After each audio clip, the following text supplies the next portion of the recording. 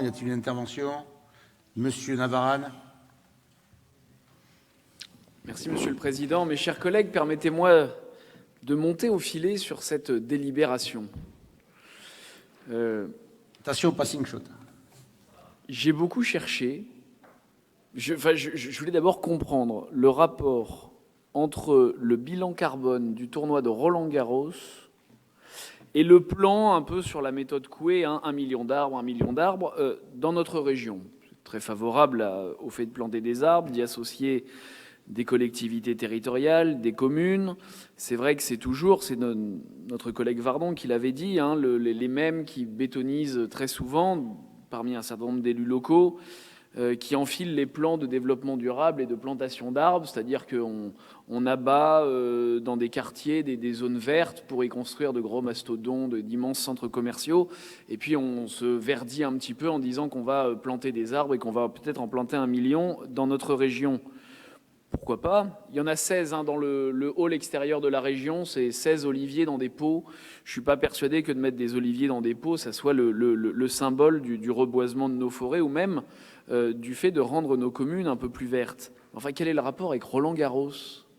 Je sais bien qu'il y a au cabinet les meilleurs, les consultants, les membres qui, sûrement dans le privé, valent de l'or, des salaires 7, 8, 9, 10 000 euros par mois, qui ont des idées, ils n'ont pas du pétrole, mais en France, on le sait, il y a des idées. Alors donc Roland-Garros.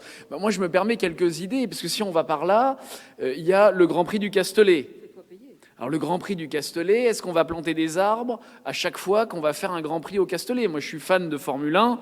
Enfin, ça m'apparaît quand même un peu dérisoire. Il y a le tournoi du Grand Chelem de rugby aussi, où là, on peut se rapprocher de la FIFA pour l'organisation du Coupe du Monde de football et du coup un partenariat pour planter des arbres.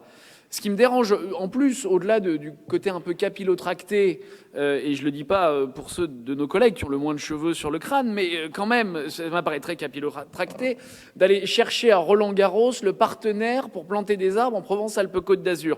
Je ne sais pas s'il y a un bilan carbone du jour de signature de cet accord, mais il faudrait peut-être aussi aller y regarder. Et puis, nous, on nous fournit un protocole dans lequel il n'y a pas de chiffres, pas de montant, pas d'ambition. En fait, c'est le protocole d'accord avec Roland-Garros. Alors, soit Roland-Garros a des excuses à faire sur son gros bilan carbone. Je crois qu'un tournoi de tennis, c'est peut-être ce qu'il y a de moins carboné, j'allais dire, peut-être comme événement sportif. Mais surtout, je sais pas, pour ceux qui lisent Le Canard enchaîné, je vous invite à aller regarder la Fédération française de tennis et ses budgets. Le président de la Fédération française de tennis, qui va signer ce protocole d'accord, il est épinglé pour faire peser sur la Fédération française 53 000 euros par an de frais d'hébergement à Paris quand il se déplace pour venir à la Fédération.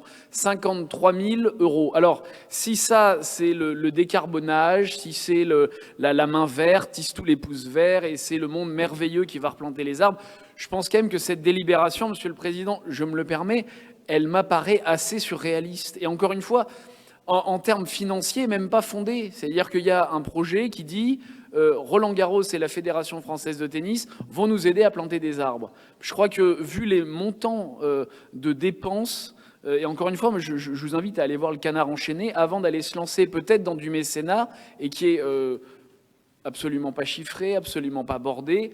Est-ce qu'au-delà d'une opération très communicante, est-ce qu'on ne pourrait pas revenir à quelque chose d'un peu concret, peut-être demander à la Fédération française de tennis d'en revenir au sport, de jouer au tennis, de monter elle-même au filet, de mettre des reverses matchés, de donner de la beauté dans son sport et du plaisir à ceux qui regardent cela, et pour les choses sérieuses, de laisser ça aux politiques. Je vous remercie.